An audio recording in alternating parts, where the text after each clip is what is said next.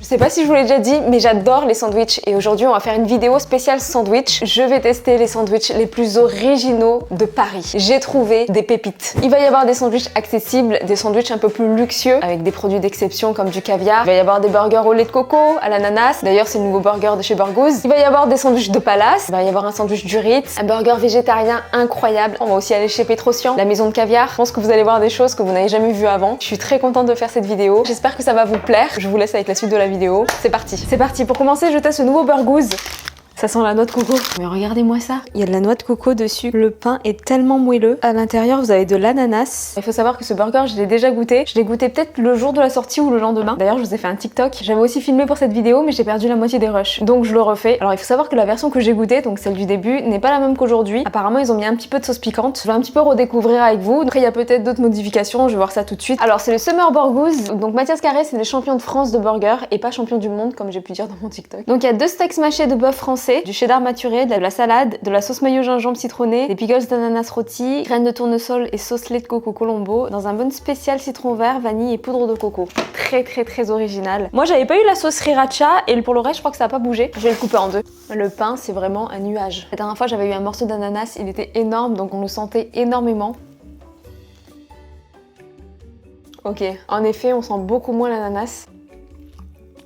La viande est super bonne. On sent l'ananas mais pas autant que la dernière fois. Ça apporte son petit goût sucré. On sent bien le Colombo, ça change pas. Je sens plus la noix de coco que la dernière fois. Il y a toujours de l'acidité mais il y en a un petit peu moins. Après peut-être que ça vient du fait que le pickles d'ananas soit beaucoup plus fin. Donc vu qu'elle était plus épaisse, peut-être qu'il y avait un peu plus d'acidité. Je sais pas. En tout cas bon, il y a toujours la sauce au citron gingembre. On sent le gingembre quand même. C'est vraiment très bon. Les saveurs elles sont bien équilibrées je trouve. Et je me dis pas qu'il y a des saveurs bizarres ou qu'il y a des saveurs qui s'opposent. Là tout se marie bien. Après la sauce sriracha, c'est bien qu'elle soit là. Mais je trouve que les saveurs sont un petit peu moins évidente que la première fois que je l'ai goûté, mais ça ne gâche rien. Je trouve que c'est bien d'avoir un truc qui relève. Vous voyez là, vous avez le pickles d'ananas. J'aime beaucoup ce qu'apporte l'ananas en fait dans le burger. Franchement, l'ananas, j'ai l'impression que c'est un peu le centre du burger. Limite, je serais pas contre le ressentir un petit peu plus. Après, ça c'est mes goûts personnels. On n'est pas sur de l'ananas en boîte de conserve posée sur une pizza. Non, là c'est vraiment autre chose. La sauce sriracha, elle est quand même bien dosée. Après, c'est une sauce pimentée, donc bon, forcément, ça prend le dessus. Mais on sent quand même bien les autres saveurs, pas autant que la dernière fois. Après, ça reste un sucré salé quand même très subtil. Ça fait un peu burger des îles avec le Colombo. Je vous le conseille vraiment. Je vais terminer ça et on passe au prochain. C'est parti, on teste un sandwich au homard de chez Homer Lobster. Alors on est sur un sandwich à 52 € et je vais vous expliquer pourquoi il est aussi cher. Première fois que je goûte Homer Lobster. Ouh, ça sent très bon. C'est un petit peu citronné. Oh, mais ce qui coûte le plus cher est là-dedans. On a une toute petite boîte de caviar qui est vendue avec ce sandwich et en fait, on a juste à mettre le caviar sur ce sandwich. C'est donc un lobster roll au caviar. 52 €, c'est quand même assez cher, sachant que le sandwich de base, il me semble, est à 22 €. Après, on a quand même 15 grammes de caviar. On est sur un caviar d'Ossiette Royal. C'est un caviar assez basique. Le caviar d'Ossiette, c'est un peu le caviar de référence. C'est un caviar qui est beaucoup apprécié. Pas un caviar qui est extrêmement cher. Pas forcément le fait que le caviar soit cher qui fait qu'il est meilleur. Vous pouvez avoir des premiers tarifs en caviar et avoir des caviars incroyables. Quand un caviar est très cher, c'est qu'il est très rare et l'expérience est pas incroyable mais excellente. Là, on est sur une expérience incroyable. Si vous voulez commencer dans le caviar, c'est un caviar parfait. La couleur des grains est incroyable. Par contre, il est pas à température et ça, c'est dommage. Vous savez quoi? Je vais le goûter. Alors, je vais pas goûter dans les règles de l'art. Je vais pas mettre sur la paume de ma main. Je goûte comme ça. Waouh, waouh. Les grains sont assez fermes, il est assez crémeux, il est quand même assez iodé, il y a une très bonne longueur en bouche. Et quand je pense que ça fait partie des caviars les moins chers, avec ce caviar on a vraiment une expérience incroyable, mais on n'a pas une expérience exceptionnelle. Il y a quand même mieux. Ce que je vais faire, c'est que je vais mettre le caviar par-dessus. Ok, du coup, le caviar a vraiment une couleur exceptionnelle, il est vraiment très beau. La remarque que je peux faire, malheureusement, c'est que il est pas à température. C'est pour ça que je l'ai pas testé là tout à l'heure, parce que normalement du caviar ça se teste sur la paume de la main. Si on le met là sur la paume de la main, c'est que ça contribue à avoir une bonne température. Et là malheureusement, le caviar, étant donné qu'il a été livré, il est un petit peu trop chaud. Le côté positif, c'est qu'il a vraiment exalté toutes ses saveurs. Le côté négatif, c'est que ça manque de fraîcheur. Et néanmoins, il est très bon, mais c'est pas la manière la plus optimale de le consommer. Je vais refaire un croc dedans parce que j'ai déjà testé.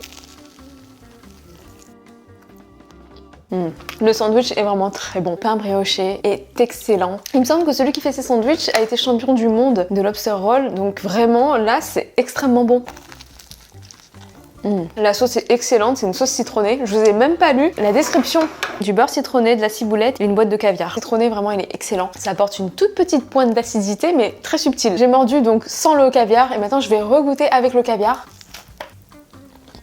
Même constat que la première fois que je l'ai goûté, donc il y a quelques minutes. Le sandwich est très bon. Je m'en recommanderais, ça c'est sûr et certain. En revanche, le caviar est un peu, comment dire, c'est pas du tout le terme, hein, mais il fait un peu gadget dessus. Je pense que vous voyez ce que je veux dire. Il apporte quelque chose évidemment, mais c'est pas quelque chose de waouh. Le caviar pour moi ne peut pas ne pas avoir d'effet waouh. Et là, il est bon, il est même incroyable, mais il est pas waouh. Si vous voulez consommer ce type de sandwich, allez-y sans caviar. Et si vous voulez consommer du caviar, testez ça dans des bons restaurants, bien préparés. 52 €, vous avez quand même des entrées un petit peu moins chères dans des restos gastro avec du caviar beluga. Alors c'est pas les mêmes quantités, hein, c'est des entrées, mais c'est quand même des expériences qui sont beaucoup plus intéressantes, je trouve. Là, je trouve pas que ce soit la meilleure façon de consommer du caviar. Je mets néanmoins un 8,5 sur 10. Il est très bon ce sandwich, un peu cher. Ils ont très bien choisi le caviar. Ils nous ont respecté par rapport à ça, c'est sûr. Mais voilà. Bref, on passe au suivant. C'est parti, je teste un sandwich de Palace. Il faut savoir que le Ritz a ouvert il y a quelques années le comptoir du Ritz, qui est dirigé par le chef pâtissier François Perret, dans lequel on peut acheter des pâtisseries, des viennoiseries. Pour ceux qui me suivent sur Instagram, j'ai fait pas mal de dégustations et chacune de ces pâtisseries et viennoiseries est un pur bonheur à déguster. Je vous les conseille vraiment. D'ailleurs, il a été élu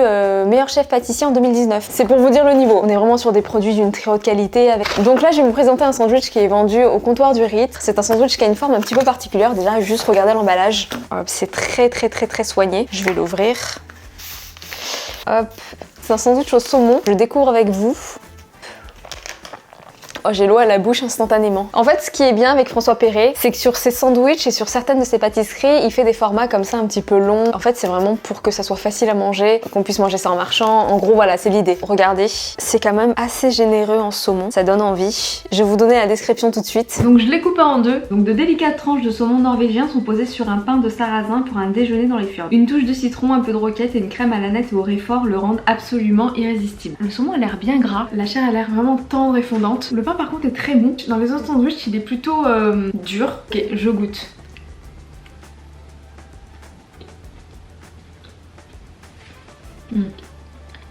Le saumon c'est du beurre. Oh. Le saumon on le met en bouche, on a à peine besoin de le mâcher pour qu'il fonde. On sent vraiment la qualité du produit, il est pas trop salé, il y a un côté un petit peu relevé, je pense que ça vient du réfort. Vous voyez, habituellement quand je mange un sandwich au saumon, il y a toujours un morceau de saumon que j'ai du mal à couper avec mes dents. Là ça se coupe tout seul. La qualité des produits est impressionnante. Ce qui est bien avec ce sandwich, c'est qu'il y a de la sauce de partout. Il y a du saumon de partout aussi. Tout est bien réparti, ce qui fait que dès la première bouchée, on a vraiment toutes les saveurs. Et tout le long, on a vraiment la bouchée parfaite. Et c'est ça qui est très intéressant. Il faut savoir une chose, c'est qu'au comptoir du Ritz, vous avez plusieurs types de sandwichs. Il y a celui au jambon, il y a celui au poulet. Et après, vous avez celui au homard qui coûte très cher. Il est à 48 €. Je l'ai testé, j'ai posté la vidéo sur Instagram et sur TikTok. Et c'était vraiment un des meilleurs sandwichs de ma vie. Là, c'est un très bon sandwich. On sent qu'il y a un beau travail derrière. On sent que ça a été pensé par un chef. L'aspect pratique est très intéressant. Je trouve que c'est pas le meilleur. Le meilleur, c'est vraiment celui au homard. 48 € après, ça fait cher. Mais c'est une bonne expérience. Si vous avez déjà goûté, dites-moi ce que vous en avez pensé. Et puis voilà quoi. On passe au prochain. Ok, c'est parti. Maintenant, on va tester un burger qui me donnait trop envie. C'est un burger qui est végétarien. Il est juste ici. C'est une proposition de burger végétarien qu'on n'a jamais vu ailleurs, je pense. On a l'habitude de voir des champignons panés, frits, des galettes de légumes. Là, c'est différent. J'ai commandé ça chez Mozugo, ça s'appelle. Je pense que c'est un restaurant à inspiration africaine. J'ai pas plus d'infos. Vous allez voir, c'est assez recherché. Ça sent super bon. Le pain a l'air trop bon. Regardez-moi ça. Le pain, c'est du pain bretzel. Il est beau le pain quand même. Et j'ai un accompagnement qui est aussi assez original. De toute façon, je vais vous lire les descriptions. Ouh là là, je vois des oignons rouges. C'est un burger butternut fry. Il y a du pain bretzel de boulangerie, une butternut frite au panko, de la mayonnaise au miso, concombre au pickles et spicy sauce. Je pense que le butternut va être un petit peu sucré. Il va avoir un mélange de sauce assez salé. Je pense que ça va être quelque chose. La sauce est très bonne. Et en accompagnement, j'ai de la salade. Mais vous allez voir, c'est pas aussi simple que ça. C'est de la sucrine grillée au chalumeau et il y a de la vinaigrette à l'abricot et à l'harissa. Moi, les saveurs sucrées-salées, en plus de ça relevé, j'adore. Donc juste ici, comme vous le voyez, j'ai la sucrine grillée au chalumeau. Et là, j'ai la vinaigrette. Elle est pas mal la vinaigrette. Ouh, elle pique bien. Hop, je la mets par-dessus. Je vais couper le burger en deux. Ouais, par contre, le pain a l'air incroyable. Regardez de près comment c'est. C'est vraiment un type de burger qu'on ne voit pas ailleurs. J'ai l'eau à la bouche, je goûte. C'est bon. Waouh. J'ai jamais goûté ça ailleurs. Le pain est tellement bon, il y a des petites graines de sésame grillées dessus. La galette de butternut est sucrée. J'adore le côté sucré avec le mélange grillé des graines, du pain par-dessus. C'est extrêmement bon. On est sur un sucré salé qui est très subtil. C'est pas un burger qui est extrêmement délicat, mais il y a quand même un peu de raffinement. On sent que c'est réfléchi derrière. J'arrive plus à m'arrêter, c'est excellent. Je vous dis la vérité, c'est le meilleur burger végétarien que j'ai mangé de toute ma vie. Sucré, salé, un petit peu grillé. Dieu sait à quel point je suis pas fan des burgers végétariens, mais là on est sur un niveau qui est très très haut. On sent qu'on est sur des ingrédients de qualité. C'est du pain qui fait à la boulangerie apparemment. Avec les oignons rouges à l'intérieur, c'est une merveille. Je passe un excellent moment. Il y a le burger végétarien de chez Five Guys qui est vraiment bon, mais il lui arrive pas à la cheville. Je sens qu'il y a du talent derrière, il y a de l'intelligence, il y a de la recherche, c'est cohérent. Voilà. Si vous habitez à Paris, vraiment je vous le recommande à 1000%. Ça c'est un 9 sur 10, c'est totalement validé. Maintenant je vais tester la sucrine flambée au chalumeau avec la vinaigrette à l'abricot et à l'harissa. Ok, c'est parti. C'est bon, c'est super bon. J'aime beaucoup le côté grillé de la sucrine, ça va très bien avec l'abricot. Ça s'appelle Mosugo par Morisako. Pain bretzel est à nouveau préparé chaque matin par la boulangerie La Petite Alsacienne. Ouais bah le pain est incroyable. La salade grillée au chalumeau, c'est quand même quelque chose. Après, évidemment, il y avait des frites de patates douces et tout ça là-bas. J'aurais dû les commander parce que je pense que c'était fait maison. La vinaigrette est bonne, mais elle est pas légère. C'est peut-être un peu trop rond pour moi au niveau de la texture, au niveau du goût. J'apprécie par contre le côté fruité, le côté relevé. Et bah, c'est une très très belle découverte. C'est un délire. Je vous cache pas que je préfère normalement les burgers à la viande, mais là ça peut tout changer. Je pense que ça peut faire partie de mon top 5. Il est vraiment bon. Le burger coûte 13,50€ et la salade 5€. Tous les accompagnements sont à 5€ il me semble. Donc là c'est leur burger végétarien, mais sinon ils proposent des burgers au poulet frit du type KFC quoi. Les saveurs avaient l'air incroyables aussi, mais là je voulais vraiment goûter ça parce que ça changeait. Gros coup de cœur, 9 sur 10, c'est complètement validé. On passe au prochain.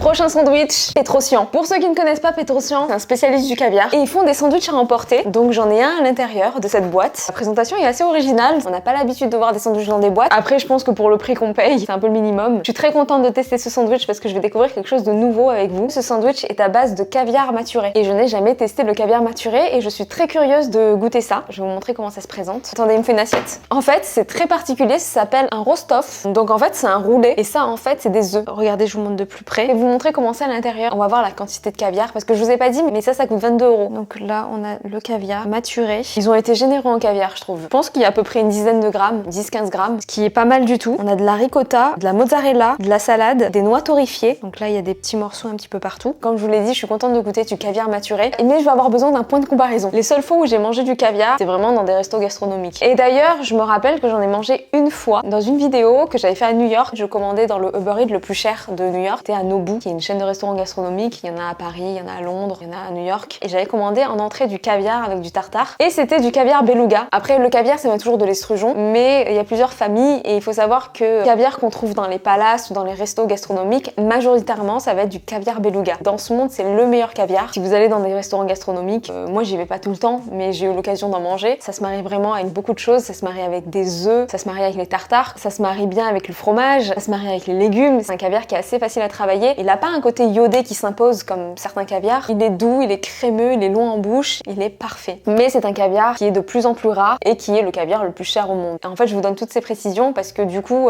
ce caviar va être un petit peu mon point de comparaison par rapport à ce caviar-là. C'est plus facile pour moi de déguster en ayant un point de comparaison plutôt qu'en allant dans le vide et essayer de voir les différences. À mon avis, le fait qu'il soit maturé va faire en sorte que les saveurs ressortent. Ça reste du caviar Petrosian, donc ça reste vraiment du bon caviar. Donc du coup, là, j'ai envie de goûter directement ce caviar maturé. Attendez, j'arrive. J'ai pas de cuillère en nacre, donc du coup, je vais le prendre comme ça directement. Donc les grains sont comme ceci. On sent directement qu'il a une odeur un peu plus, peut-être un peu plus acre, mais je goûte.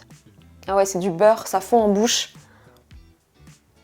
La différence que je constate, c'est que quand je le mets en bouche, c'est assez iodé et c'est un peu acre et c'est surtout très astringent. Vous savez, le côté astringent, c'est le côté un petit peu qui assèche la langue. C'est un peu rugueux. Je suis pas fan du côté astringent. Ok, donc là, j'ai une moitié de sandwich. J'ai déjà goûté sur TikTok, donc j'ai déjà un premier avis. Je vais goûter quelques minutes après. On découvre d'autres choses, donc je regoute. Il y a une chose déjà que j'apprécie, c'est la régularité. Il y a une espèce de régularité aussi dans la façon dans laquelle a été disposé le fromage, la salade, les noix torréfiées. Il y a ce souci vraiment de l'équilibre du début jusqu'à la fin. Et comme le Ritz, en fait, ça permet d'avoir la bouchée parfaite du début jusqu'à la fin. C'est pas comme les sandwichs Paul, qui sont très bons, attention, hein, les brioches dorées, ou même les sandwichs de chez moi. Et je vais parler des autres, mais moi je fais la même. Vous savez, le début du sandwich qui est un peu sec. Dans les sandwichs luxueux, pour l'instant, c'est pas un problème qu'on a. Non, je trouve que le caviar maturé, c'est quelque chose d'assez particulier. Les saveurs se marient très bien entre elles. Le côté astringent astringent étant accompagné par les œufs et par les fromages, donc la ricotta et la mozzarella. Ça adoucit un petit peu en bouche, donc il y a un petit côté assez velours. Quand tout ce qui est maturé, comme par exemple la viande, il y a des saveurs qui ressortent. Dans ce caviar maturé, on a le goût du poisson qui ressort, et malheureusement la maturation, je trouve qu'elle fait perdre de la fermeté au grain. C'est un peu comme du beurre, on sent que ça éclate évidemment, mais il manque cette subtile fermeté qu'ont les œufs classiques en fait. Si vous connaissez le caviar, est-ce que je vous le recommande? Testez, mais n'achetez pas non plus un gros pot. Si vous connaissez pas le caviar, ne commencez pas votre expérience dans le caviar avec du caviar maturé. Beaucoup trop iodé. Ce qui me dérange, c'est qu'il a une longueur en bouche, pas parce que les œufs ont un bon calibre, plus parce que les saveurs sont décuplées par la maturation, ce qui donne des saveurs assez fortes et qui donne vraiment cet effet de longueur en bouche qui est pas forcément naturel. Vous voyez ce que je veux dire? Le caviar qui est quand même travaillé. Ce sandwich là, est-ce que je vous le conseille? Pas vraiment. Je vais quand même le finir. Hein. Il est bon. Je lui mets un 7 sur 10. Je le valide. Donc voilà, je vais finir ça et on se retrouve tout à l'heure pour le prochain sandwich. Et voilà, c'est la fin de cette vidéo. J'espère que ça vous a plu. Si ça vous a plu, je vous refais cette vidéo sans problème. Il y a encore plein de sandwichs que j'aimerais tester. Likez, commentez, partagez et abonnez-vous pour me soutenir. Et moi, je vous dis à très bientôt dans une prochaine vidéo. Bye!